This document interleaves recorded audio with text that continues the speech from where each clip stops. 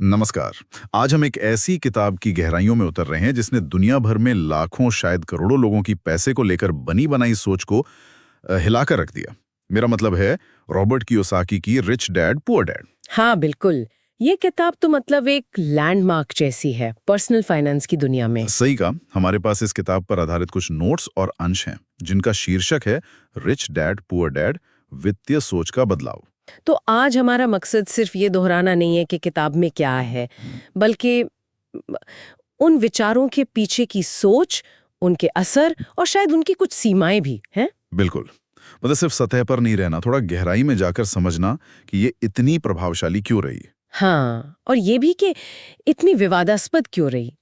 देखिए, ये किताब कोई जादू की छड़ी तो है नहीं कि रातों रात अमीर बना दे। हाँ, वो तो है। एक उनके अपने पिता पढ़े लिखे सरकारी नौकरी में थे, जिन्हें वो पुअर डैड कहते हैं। गरीब शायद इसलिए नहीं कि पैसे कम थे, बल्कि उनकी सोच पारंपरिक थी। हाँ, सोच का फर्क था। और दूसरे उनके दोस्त के पिता, जिन्होंने शायद 8वीं के बाद पढ़ाई छोड़ दी थी, पर आगे चल के हवाई के काफी अमीर लोगों में गिने गए। ये थे रिच डैड। तो इन्हीं दो बिल्कुल अलग सलाहों के बीच कियोसाकी ने फाइनेंशियल विजडम सीखी।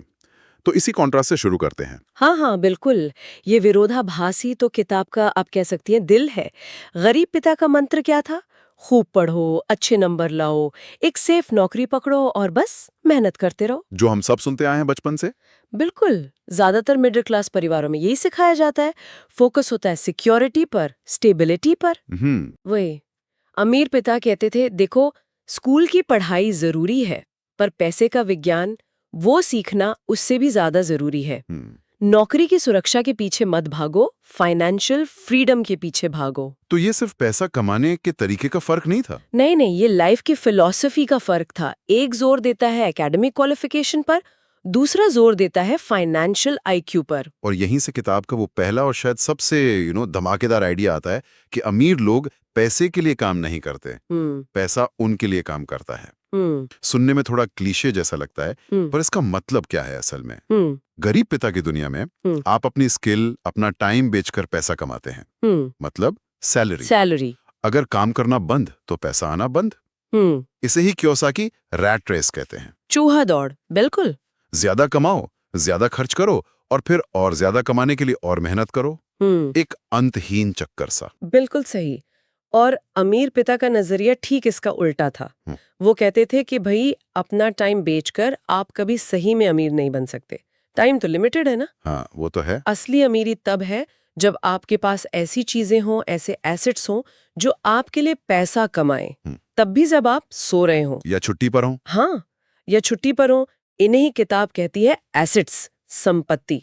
तो अमीर बनने का रास्ता नौकरी बदलना या प्रमोशन पाना नहीं है, हाँ। बल्कि धीरे धीरे ऐसे एसेट्स बनाना है जो आपकी इनकम का मेन सोर्स बन जाएं। जी। ये एक माइंडसेट शिफ्ट है, एम्प्लॉय से ओनर या इन्वेस्टर बनने का। और यहीं पर वो दूसरा बड़ा आइडिया आता है जिसने बहुत लोगों को चौंकाया।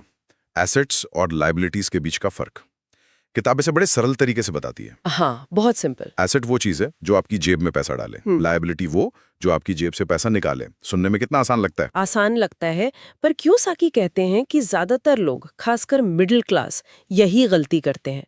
वे लायबिलिटीज खरीदते हैं और उन्हें एसेट समझ बैठते हैं। जैसे सबसे कॉमन उदाहरण क्या है? सबसे क्लासिक उदाहरण है अपना घर। अच्छा। हाँ, पारंपरिक सोच में तो अपना घर सबसे बड़ा एसेट है। बिल्कुल मानते हैं लोग। लेकिन कियोसाकी के हिसाब से अगर आपका घर सिर्फ आपके रहने के काम आ रहा है और आप उसके लिए लोन की किश्तें भर रहे हैं, प्रॉपर्टी टैक्स दे रहे हैं, मेंटेनेंस का खर्चा कर रहे हैं, तो वो आपकी जेब से पैसा निकाल रहा है। तो मतलब वो एक लायबिलिटी है। उनके नजरिए से हाँ, वो लायबिलिटी है। ये बात तो कई लोगों को एकदम से हजम नहीं होती। अपना घर एसेट नहीं। उनके हिसाब से वो घर एसेट तब बनता है जब वो आपकी जेब में पैसा डाले। जैसे अगर आपने उसे किराए पर दे दिया और किराए से लोन की किश्त और बाकी खर्चे निकालने के बाद भी कुछ पैसा बच रहा हो, या फिर बिजनेस के लिए इस्तेमाल किया हो। ये यूज किया। मुद्दा ये नहीं कि घर खरीदना गलत है, मुद्दा है कि हम उसे समझ क्या रहे हैं। अच्छा। इसी तरह महंगी कार, लेटेस्ट गैजेट्स, जिनकी कीमत टाइम के साथ कम होती है और जिन पर मेंटेनेंस का खर्च आता है, वो सब लायबिलिटीज हैं। अमीर लोग क्या करते हैं, वो अपना पैसा पहले एसेट्स खरीदने में लगाते हैं, जैसे रेंटल प्रॉपर्टी, स्टॉक, बॉन्ड, अपना बिजनेस, इंटेलेक्चुअल प्रॉपर्टी, जिनसे कैश फ्लो उनकी तरफ आए, पैसा उनकी तरफ बहे। हाँ, और फिर उस कैश फ्लो से वो अपनी लायबिलिटीज खरीदते हैं। जबकि आम आदमी वो पहले लायबिलिटीज खरीदता है, अक्सर लोन लेकर, और फिर उनके लिए पैसे चुकाने के लिए और ज्यादा मेहनत करता है। तो अमीर पिता का फोकस हमेशा कैश फ्लो बढ़ाने पर था कि पैसा आता रहे। हाँ, कैश फ्लो ही किंग है। अमीर पिता ने सिखाया कि सिर्फ आपकी नेटवर्थ यानी कुल संपत्ति ही इंपॉर्टेंट नहीं है, बल्कि आपकी संपत्ति से रेगुलर कैश फ्लो कितना आ रहा है ये ज्यादा इंपॉर्टेंट है। इसी कैश फ्लो से फाइनेंशियल फ्रीडम मिलती है। अगर आपके एसेट्स से इतनी इनकम हो रही है कि आपके सारे खर्चे पूरे हो जाए, तो फिर आपको नौकरी करने की जरूरत क्या है? तब आप फाइनेंशियली फ्री हैं। एग्जैक्टली, आप फाइनेंशियली इंडिपेंडेंट हैं। और यहीं पर फाइनेंशियल एजुकेशन का महत्व आता है। स्कूल हमें कमाना सिखाते हैं, पर पैसे को मैनेज करना, उसे बढ़ाना, ये नहीं सिखाते। सही बात है। अमीर पिता का ज्ञान इसी फाइनेंशियल लिटरेसी पर बेस्ड था। बैलेंस शीट कैसे पढ़ें, कैश फ्लो कैसे समझें, इन्वेस्टमेंट के मौके कैसे पहचानें, टैक्स के नियम कैसे काम करते हैं। इसी से जुड़ा एक और आइडिया है माइंड योर ओन बिजनेस। इसका क्या मतलब है? क्या सबको नौकरी छोड़कर बिजनेस करना चाहिए? नहीं, कियोसाकी ये नहीं कहते कि भाई आज ही नौकरी छोड़ दो। उनका कहना है कि आपकी नौकरी आपका प्रोफेशन है, आपका बिजनेस नहीं। अच्छा, प्रोफेशन और बिजनेस अलग हैं? हाँ, आपका बिजनेस है आपका एसेट कॉलम। मतलब अपनी नौकरी करते रहो, उससे जो इनकम हो रही है उसका इस्तेमाल धीरे धीरे अपने खुद के एसेट्स बनाने में करो। तो नौकरी के साथ साथ? हाँ, नौकरी के साथ साथ आपका बिजनेस रियल एस्टेट हो सकता है, स्टॉक मार्केट इन्वेस्टमेंट हो सकता है, कोई साइड हसल हो सकता है जिसे आप पार्ट टाइम चला सको, या कोई भी ऐसी चीज जिसमें आपका पैसा आपके लिए काम करे बजाय इसके कि आप पैसे के लिए काम करें। लेकिन ये कहना आसान है, करना मुश्किल। नौकरी के साथ अपना बिजनेस कैसे संभाला जाए? इसके लिए तो टाइम भी चाहिए, पैसा भी। बिल्कुल चाहिए। और यहीं पर फिर से माइंडसेट का सवाल आता है। ये रातों रात नहीं होता। इसके लिए डिसिप्लिन चाहिए, पेशेंस चाहिए और सीखने की इच्छा। शुरुआत छोटी हो सकती है, शायद हर महीने कुछ ₹1000 बचाकर किसी अच्छे म्यूचुअल फंड में SIP शुरू करना, या वीकेंड पे कोई छोटा ऑनलाइन काम। हाँ, या वीकेंड पे कुछ ऑनलाइन शुरू करना, या रियल एस्टेट के बारे में पढ़ना शुरू करना। लक्ष्य ये है कि धीरे धीरे आपका एसेट कॉलम इतना मजबूत हो जाए कि वो आपके खर्चों को संभाल सके। ये मैराथन है, स्प्रिंट नहीं। एग्जैक्टली, ये मैराथन है। और इसके लिए आपको अपने खर्चों पर भी कंट्रोल रखना होगा ताकि इन्वेस्टमेंट के लिए पैसा बचे। किताब में टैक्स और कॉर्पोरेशन के इस्तेमाल का भी जिक्र है। ये थोड़ा कॉम्प्लेक्स लगता है। हाँ, ये हिस्सा थोड़ा सा टेक्निकल है, पर इसका बेसिक आइडिया समझना जरूरी है। कियोसाकी बताते हैं कि अमीर लोग अक्सर लीगल स्ट्रक्चर्स जैसे कॉरपोरेशन या कंपनियां, इनका इस्तेमाल अपने फायदे के लिए करते हैं, खासकर टैक्स बचाने के लिए। कैसे? सिद्धांत ये है, एक सैलरी वाला इंसान पहले कमाता है, फिर सरकार को टैक्स देता है और फिर जो बचता है उससे खर्च करता है। ये तो नॉर्मल है। हाँ, इसके उलट एक कंपनी कानूनी तौर पर पहले कमाती है, फिर अपने बिजनेस से जुड़े खर्चे करती है, जैसे एम्प्लॉय की सैलरी, ऑफिस का किराया, सप्लाई वगैरह। अच्छा। और फिर जो प्रॉफिट बचता है उस पर टैक्स देती है। यानी बहुत सारे खर्चे टैक्स देने से पहले ही इनकम से घटा दिए जाते हैं। ओह, तो खर्चों को टैक्स लगने से पहले दिखाने का फायदा मिलता है, लीगल दायरे में रहकर। हाँ, ये टैक्स चोरी नहीं है, ये टैक्स कानूनों की समझ का इस्तेमाल करके टैक्स का बोझ कम करना है। अमीर लोग इन नियमों को समझते हैं और इनका फायदा उठाते हैं। बेशक इसके लिए एक्सपर्ट एडवाइस चाहिए होती है, अकाउंटेंट, वकील वगैरह, और ये हर किसी के लिए या हर सिचुएशन में सही नहीं होता। ठीक है। लेकिन किताब का मैसेज ये है कि फाइनेंशियली लिटरेट होने का मतलब टैक्स के नियमों को समझना भी है, ताकि आप सिस्टम को अपने फायदे के लिए इस्तेमाल कर सकें, बजाय इसके कि सिस्टम आपको इस्तेमाल करे। एक और सलाह जो मुझे काफी प्रैक्टिकल लगी, सीखने के लिए काम करो, सिर्फ कमाने के लिए नहीं। ये खासकर यंग लोगों के लिए। हाँ, ये बहुत बहुत इंपॉर्टेंट सलाह है। अमीर पिता का मानना था कि नौकरी सिर्फ सैलरी के लिए नहीं करनी चाहिए, खासकर करियर की शुरुआत में। तो फिर किस लिए? ऐसी नौकरी चुनो जहां आप इम्पोर्टेंट स्किल्स सीख सको, ऐसी स्किल्स जो फ्यूचर में आपकी वेल्थ बनाने में मदद करें। कौन सी स्किल्स? जैसे सेल्स और मार्केटिंग। अगर आप बेच नहीं सकते तो बिजनेस कैसे चलेगा? सही बात है। कम्युनिकेशन स्किल्स, लोगों से बात करना, अपनी बात समझाना, लीडरशिप, टीम को मैनेज करना, अकाउंटिंग और फाइनेंस की बेसिक समझ। पैसों का हिसाब रखना। हाँ, इन्वेस्टमेंट समझना, सिस्टम बनाना, बिजनेस को ऑटो पायलट पर कैसे चलाएं। तो मतलब शुरू में कम सैलरी वाली जॉब भी अच्छी हो सकती है अगर वहां लर्निंग ज्यादा हो। कियोसाकी के अनुसार हाँ, क्योंकि ये स्किल्स आपको लॉन्ग रन में कहीं ज्यादा अमीर बना सकती हैं, उस जॉब से ज्यादा जहां सैलरी तो अच्छी है पर आप कुछ नया नहीं सीख रहे और बस एक ही काम बार बार कर रहे हैं। ये एक तरह का इन्वेस्टमेंट है, आप अपने टाइम का इन्वेस्टमेंट कर रहे हैं स्किल सीखने में, जो फ्यूचर में कई गुना रिटर्न देगा। ये सोच भी पारंपरिक सेफ जॉब वाली सोच से काफी अलग है। बिल्कुल अलग। और आखिर में किताब डर पर काबू पाने और रिस्क लेने की बात करती है। पैसे खोने का डर, फेल होने का डर, ये तो बहुत लोगों को आगे बढ़ने से रोकता है। हाँ, डर एक बहुत बड़ा फैक्टर है। ज्यादातर लोग फाइनेंशियल सिक्योरिटी चाहते हैं, इसलिए वो रिस्क लेने से घबराते हैं। वो सेफ खेलना चाहते हैं, बैंक में पैसा रखना, एफडी करना। हाँ। अमीर पिता का मानना था कि फाइनेंशियल वर्ल्ड में सबसे बड़ा रिस्क है रिस्क न लेना। अच्छा। हाँ, क्योंकि बिना सोचे समझे रिस्क लेना तो बेवकूफी है, लेकिन जानकारी और समझ के साथ कैलकुलेटेड रिस्क लेना जरूरी है। फेल होना सीखने की प्रोसेस का हिस्सा है। अगर आप कभी फेल नहीं हुए तो शायद आपने कभी कुछ नया करने की कोशिश ही नहीं की। लेकिन ये कैलकुलेटेड रिस्क का मतलब क्या है? मतलब अंदाजे से पैसा लगा देना? नहीं, अंदाजे से नहीं। कैलकुलेटेड रिस्क का मतलब है सोच समझकर, होमवर्क करके, पूरी जानकारी जुटाकर रिस्क लेना। अच्छा। ये जानना कि आप कितना नुकसान झेल सकते हैं, छोटे से शुरू करना, अपनी गलतियों से सीखना। जैसे अगर स्टॉक मार्केट में इन्वेस्ट करना है तो पहले उसके बारे में पढ़ो, सीखो, शायद पेपर ट्रेडिंग करो या बहुत छोटी रकम से शुरू करो।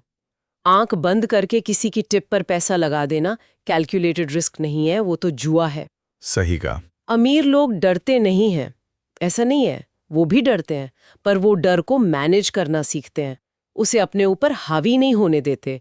वो फेलियर को एक फीडबैक की तरह देखते हैं। तो कुल मिलाकर ये किताब हमें एक तरह से एम्प्लॉय या छोटे मोटे सेल्फ एम्प्लॉयड वाली सोच से निकालकर एक बड़े बिजनेस ओनर या इन्वेस्टर वाली सोच अपनाने के लिए मोटिवेट करती है। बिल्कुल।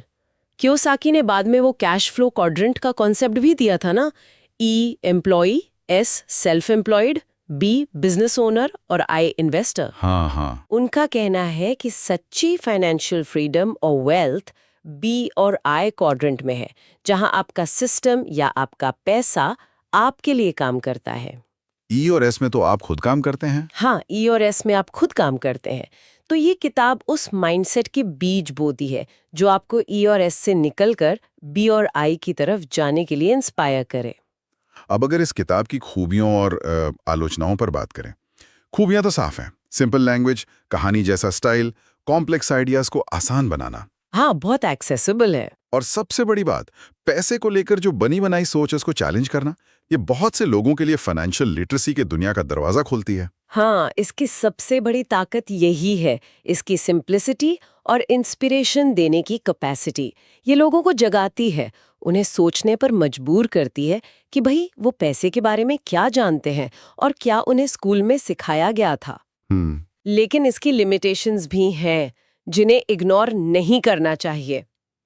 पहली, जैसा आपने कहा, ये क्यों पर ज्यादा फोकस करती है, कैसे पर कम। मतलब मोटिवेशन तो देती है पर रास्ता पूरा नहीं बताती। हाँ, ये बताएगी कि एसेट बनाओ, पर ये नहीं बताएगी कि कौन सा एसेट कहाँ कैसे खरीदें।